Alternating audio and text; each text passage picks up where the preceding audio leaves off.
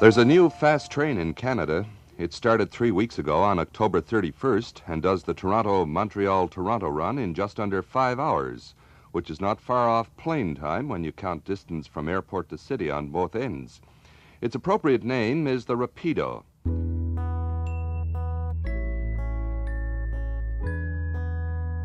Trains do define me in a big way, and I'm really not sure why specifically trains more than something else. I think that trains, they're not created by somebody. There's no one person or one cultural group or company putting together this thing that we're then ingesting. Trains are a fact of life. They're a part of history. They're real. They're really, really real. Before I got married, a friend said to me, "So Jason, what do you want to do after your master's degree?" I said, "Well, what I'm probably going to do is get a PhD and teach art history. What I want to do is make model trains all day."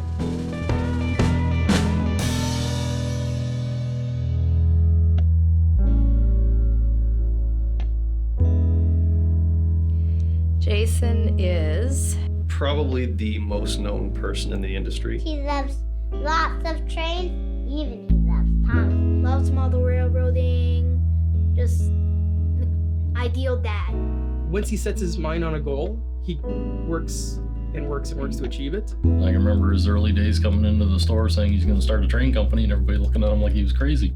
Jason just always got into stuff, and there was something about trains that made it a central part of his life, and it's hard to explain beyond that. It's sort of empirical.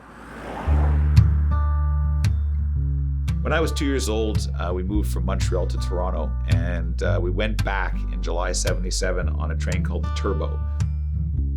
The Turbo had a dome at each end, so you could look out over the driver's shoulder or you could look out the back. And we'd gone to the dome on the way there. I don't remember that trip, but I do remember on the way back, I wanted to go to the dome. My brother was there already, and my father said, "Well, you can go, it's right there." But I remember being 2 years old and thinking, I'm gonna get lost. I'm not gonna know which way to turn, right? Not realizing it's a straight line, you don't turn. So I got up, I walked 6 feet, I looked around, didn't recognize anybody, sat down and started crying.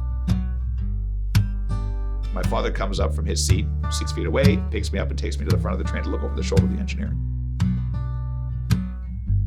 And I remember that like it was yesterday. I remember being that tall, I remember the seats, I remember my father getting up, I remember looking over the shoulder of the engineer. When you're two, it's just something clicks and it's happy, right? I love being on that train. And when I was growing up, my brother made a program on our Commodore 64 that would count down the days, hours, and minutes until our next departure from Guildwood Station to go to Montreal. He became normal, or always was, and I just got crazy. It's not all trains, but someone who's very passionate, it's a part of their personality. So when I would get into things as a kid, I get seriously into them. In many ways was ahead of his time. You know, he liked things before other people knew about them. He was into bell-bottom pants before people knew it was a great fashion idea. I owned every book. I dressed up as Doctor Who. I went to a Doctor Who convention to meet Doctor Who when I was 10. I bought every single wrestling figure with all my allowance and birthday money, and then I built a Maple Leaf Gardens. So when he got into the Beatles, he was the aficionado for anybody who was interested in the Beatles. And the same thing applied to Doctor Who. He was really an aficionado in Doctor Who. And the fascinating question with Jason is, he got into trains, he really loved it, to the extent where he interrupted his PhD program and decided that's what he wanted to do with his life.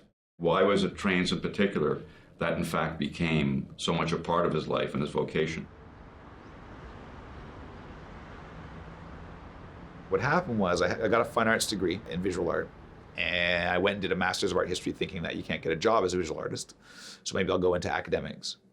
And then I went to Birmingham, England to do a PhD, and very early on, I was just thinking, this is not what I want to do.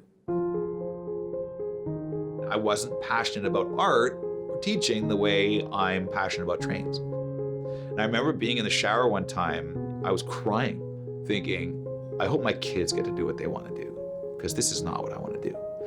And I turned to Sadura after that, and I said to her, I want to make the model train thing. And that's what I want to do for a living. And I kind of looked at him and I said, you know that I'm writing novels, right? I came back with $30,000 in student debt, no degree, no job, and a whole lot of people were thinking, what a complete waste of time. Oh, what do you mean? That's not what you want. What do you mean you want to make model trains? I was most upset that I would let down my parents, and my father especially. And I remember turning to Sedura and saying that, I don't want to let my father down. I always felt that had he decided to go into art history as a professional, that he would have had huge impact.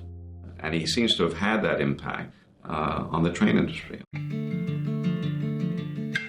All of my other friends' basements are extremely boring. All my other friends' basements have a carpet with a couch and a few toys, and my basement has a replica of a 1980 train. I actually have a rejection letter from Via Rail from 1987. I was 12 years old, saying, "I'm sorry, Mr. Shron, we can't sell you the seats from our trains. We need them for our trains." And so I've always planned I'd have a house and that the basement would be a model railroad and a full-size Via train. And I made some comment about, well, he says he's going to do it, right? And our friend David said, when he says he's going to do something, he's going to do it. And I remember thinking, he's right. And I'm going to have a train in my basement. So here's my basement, and here's my Doctor Who toys, and that's my full-size Via train. Before, we were just another company. But now people saw, hang on a second, this company is run by one of us. This company is, it's amazing. This guy, he loves trains so much he built one in his house.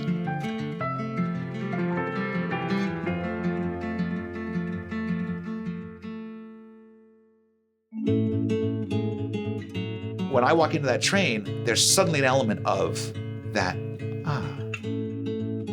I'm going to Montreal. I'm going to spend 2 weeks with Bubby, and I'm going to have no responsibilities. Your parents, your grandparents, and in my case also my great aunt, my Auntie Sarah, they take care of me. That was my wonderful childhood growing up. Right now he's in Moncton because he went to go save a train. And not only did he go to save a train, he had all these people supporting him to go and save this train. People go and save whales, Jason goes and saves trains. I'm a big science fiction fan, so I'll often start thinking about, what if I found myself in my 18-year-old body with my 40-year-old experience?